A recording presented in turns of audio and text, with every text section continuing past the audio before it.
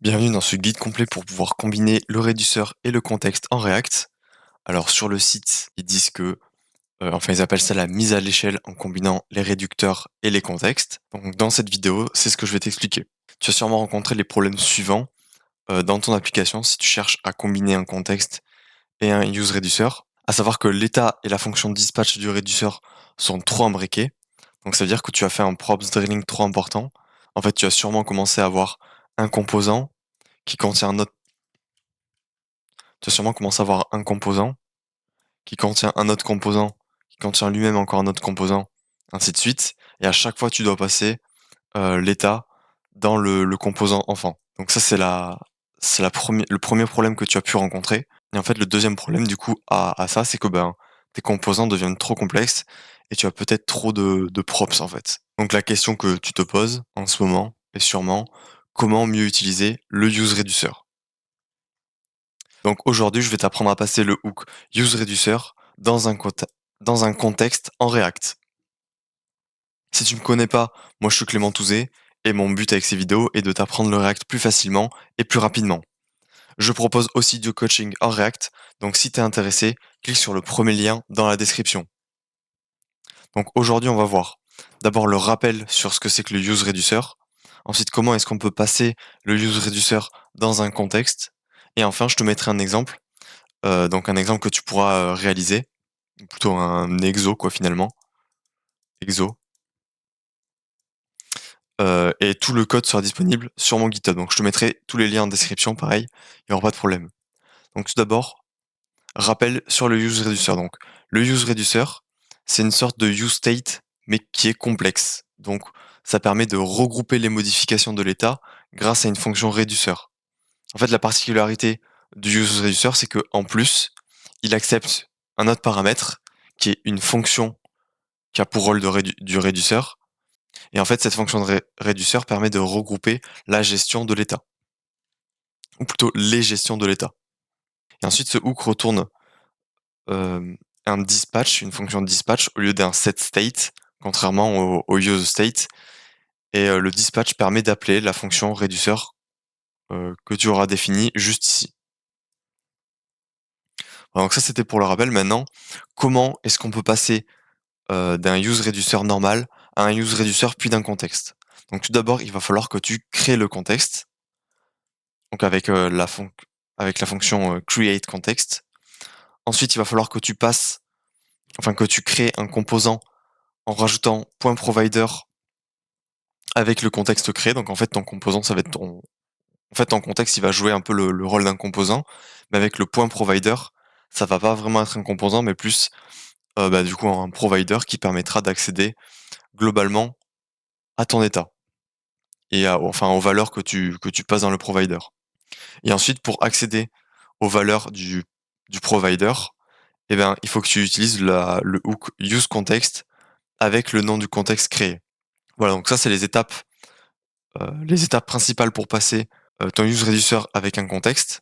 Donc là, je vais te donner un exercice pour que que tu puisses t'entraîner sur ça et voir concrètement comment ça marche. On va le faire pas à pas, évidemment, donc tu peux essayer de le faire de ton côté avec ça et essayer de rechercher dans la documentation React comment est-ce qu'on crée un contexte, crée le provider et utilise le useContext. Sinon, tu peux faire avec moi pas à pas cet exercice. Donc, évidemment, le but, c'est de mettre le useReducer dans un contexte. Et pour cela, tu vas devoir premièrement cloner le repo GitHub. Donc, premièrement, il va falloir que tu te rendes sur le GitHub. Dans le lien et dans la description. Donc, c'est le projet qui s'appelle Scale useReducer Full Guide. Et tu vas tu vas rester sur la branche main. Ensuite, tu vas y cliquer sur le bouton vers la code. Tu vas copier cette URL ici. Donc, c'est l'URL du Git.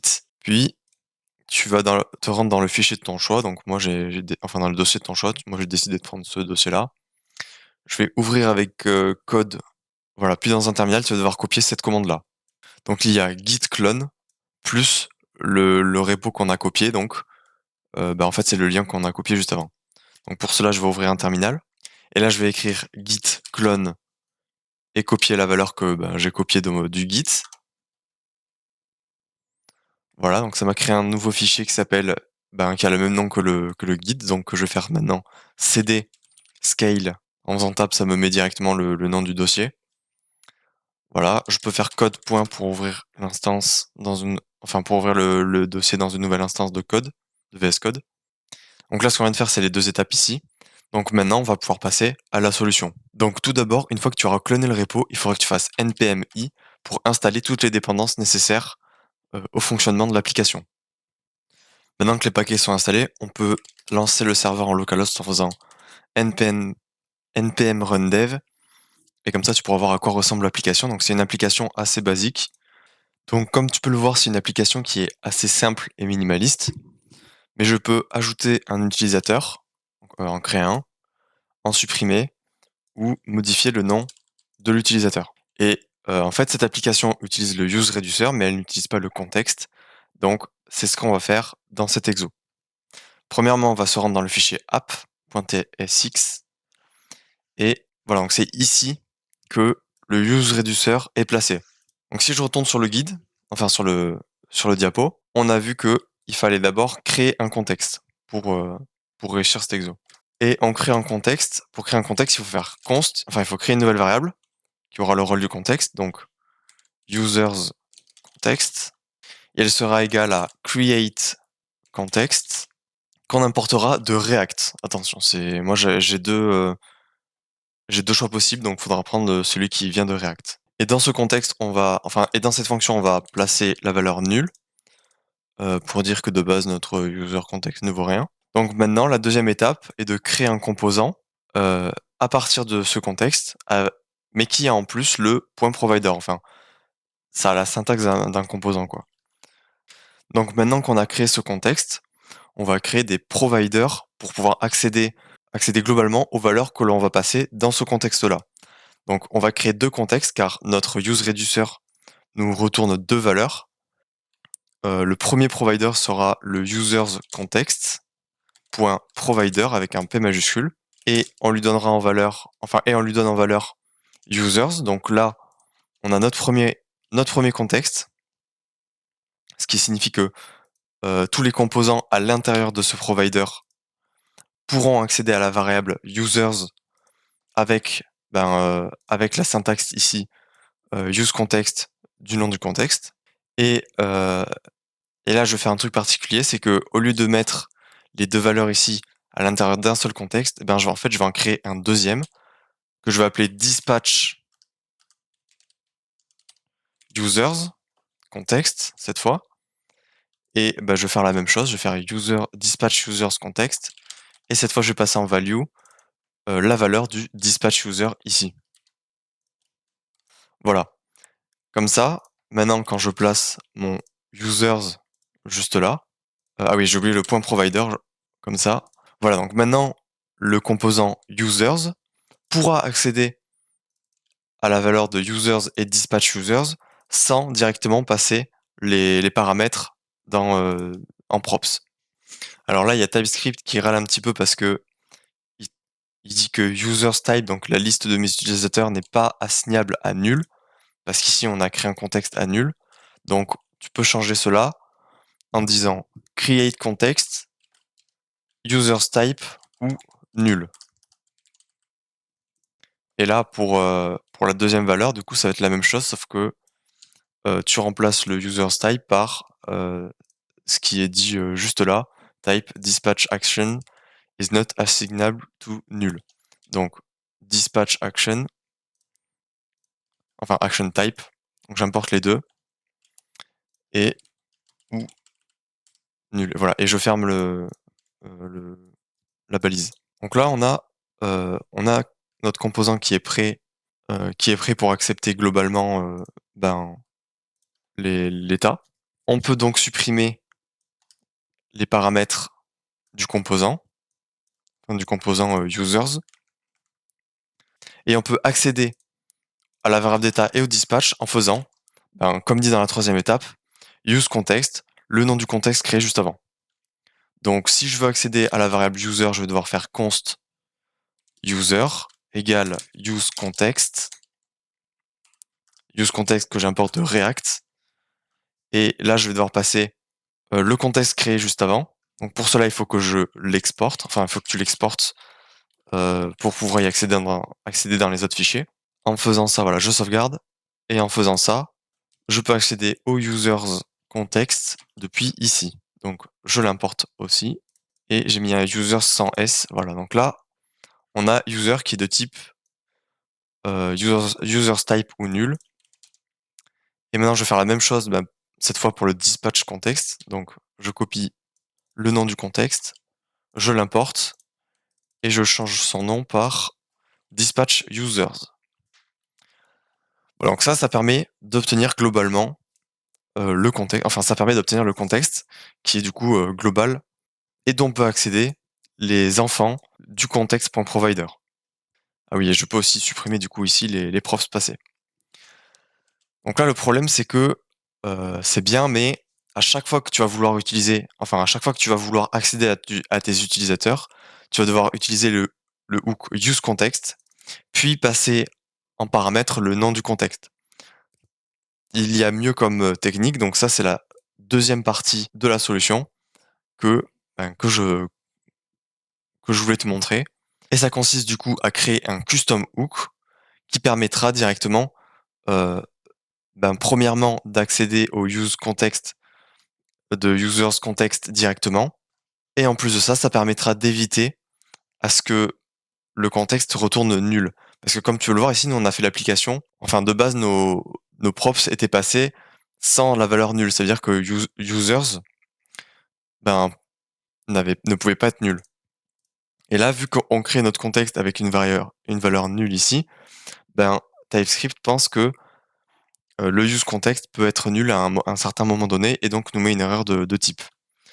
Donc en fait, créer un custom hook pour accéder aux valeurs nous permettra de faire en sorte de retourner une erreur si users par exemple est nul. Donc c'est parti pour améliorer la solution. On va d'abord créer un nouveau dossier qu'on va appeler hooks. Et dans ce hooks, on va créer deux fichiers. Un pour le hook des users et l'autre pour le hook des dispatch users. Donc le premier, je vais l'appeler use users.tsx. Je vais plutôt le renommer parce que j'utilise une autre méthode pour nommer mes fichiers. Donc use users, voilà. Et le deuxième fichier, ce sera use dispatch users cette fois. Donc dans le fichier use users, on va créer une fonction qu'on va exporter. Export const use users, comme ça. Cette fonction ne prend pas de paramètres et elle va faire la même chose que cette ligne ici. Donc je vais la supprimer et la copier. Je vais importer useContext et context users. Et là, on a les users. Maintenant, si users n'est pas défini, donc si users est nul, on va retourner une erreur, donc throw new error, et on va mettre error you must use this hook in a users context provider. Donc en fait, j'ai mis ça ici parce que si tu utilises le use context de users context à l'extérieur du provider, donc ici que tu n'es pas mis en composant parent users context.provider, ça veut dire que on peut pas accéder à la valeur des utilisateurs et donc on retourne une erreur. Maintenant, je peux retourner mes utilisateurs, donc mes users. Et en plus de ça, en faisant ça, ça permet d'éviter. En fait, ça permet à TypeScript de comprendre que là, j'ai forcément une liste de users type, de user type. Et maintenant, je peux faire la même chose que tout à l'heure, mais cette fois, au lieu d'utiliser le use context, je vais utiliser le use users. Donc, const users égale use users. Et voilà, là, il n'y a plus d'erreur de type. Donc, je vais faire la même chose pour ce dispatch users. Donc, je vais me rendre dans le fichier use dispatch users, export const use dispatch users égale, entre parenthèses, flèche, accolade, const dispatch users égale use context de dispatch users context.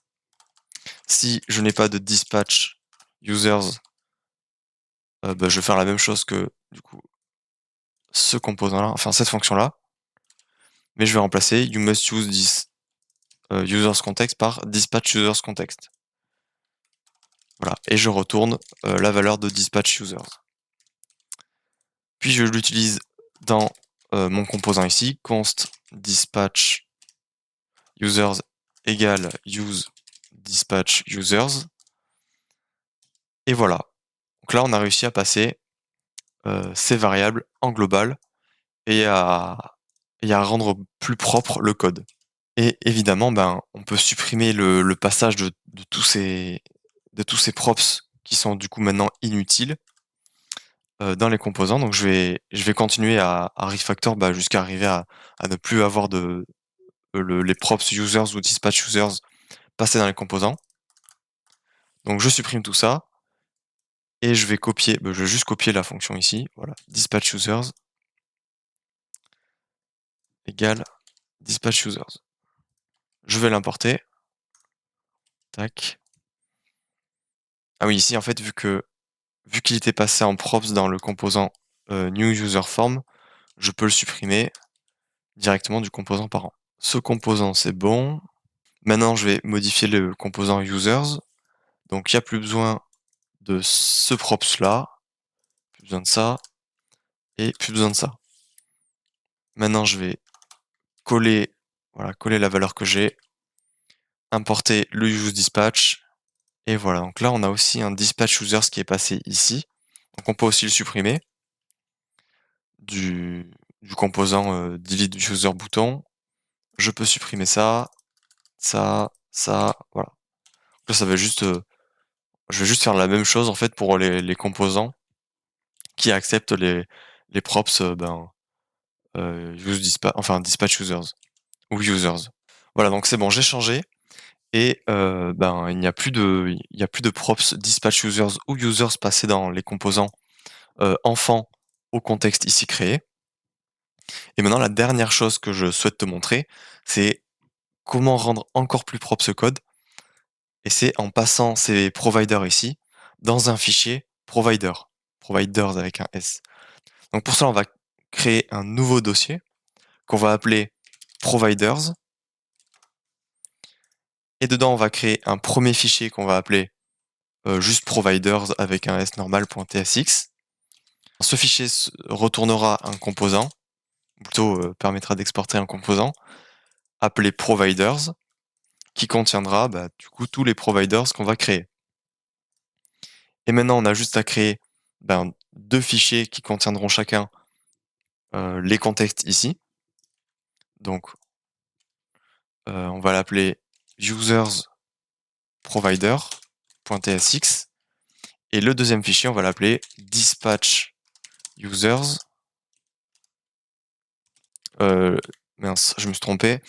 C'est pas dispatch users, mais dispatch users provider.tsx. Voilà, comme ça. Je vais créer un composant pour chacun de ces deux fichiers. Dispatch users provider. Je peux supprimer ça. Voilà. Pareil pour ce fichier-là. Users provider sans S. Ok. Et je vais passer maintenant les providers que j'ai dans mon fichier app dans les fichiers créés. Donc, users context, il va aller dans users provider. Voilà. J'importe le contexte et mes users, du coup, il faut aussi changer là où on a mis le useReducer. Donc pour cela, je vais copier-coller ici le useReducer. Et comme tu peux voir, en fait, vu qu'on a créé deux fichiers séparés, je vais juste devoir passer en paramètre, enfin en props, au composant user provider et au composant dispatch users provider, les valeurs que je veux mettre en contexte. Donc à savoir users pour ce fichier-là. Donc je vais supprimer ça. Je vais le mettre à la racine ici dans le fichier provider. Voilà. Et lui, il va accepter un dispatch users. Dispatch users, voilà. On fera les types juste après. Je vais juste terminer par copier cette valeur ici. Je vais supprimer ça. Et la mettre dans le dispatch users, comme ça. Voilà, je l'importe. Et je peux mettre ici, dans le fichier app, providers, comme ceci. Et supprimer cette valeur ici.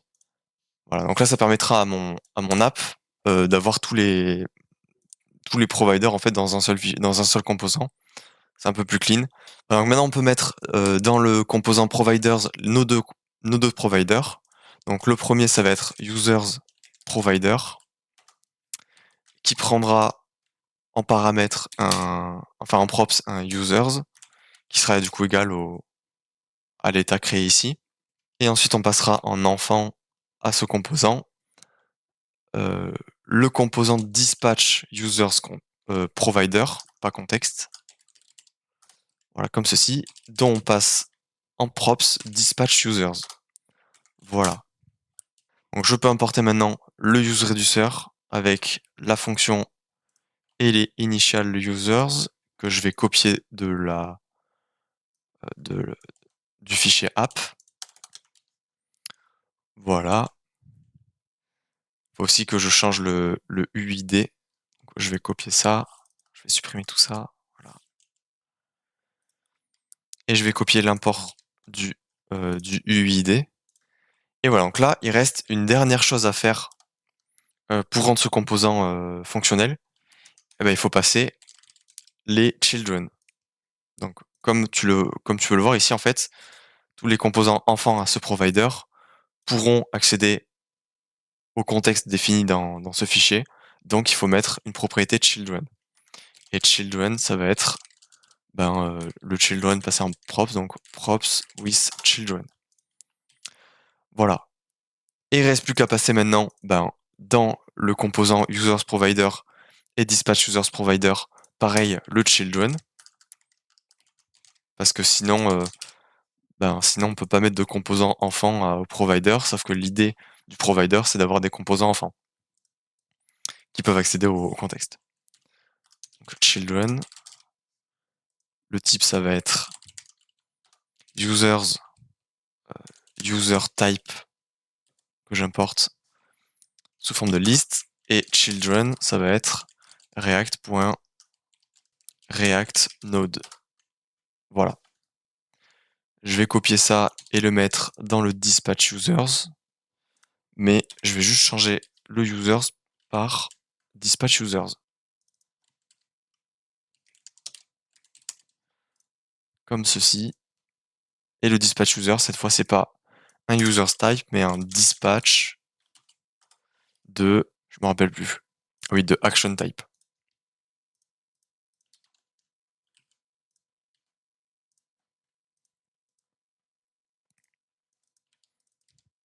Voilà, donc je change users par dispatch users. Et maintenant, c'est bon. Il reste plus qu'à passer en valeur ici les children.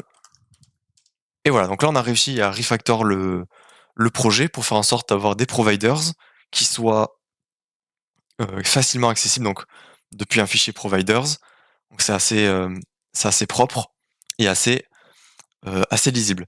Maintenant, la dernière chose qu'on peut améliorer à ce projet, parce qu'on peut encore l'améliorer, c'est de séparer les contextes du fichier app.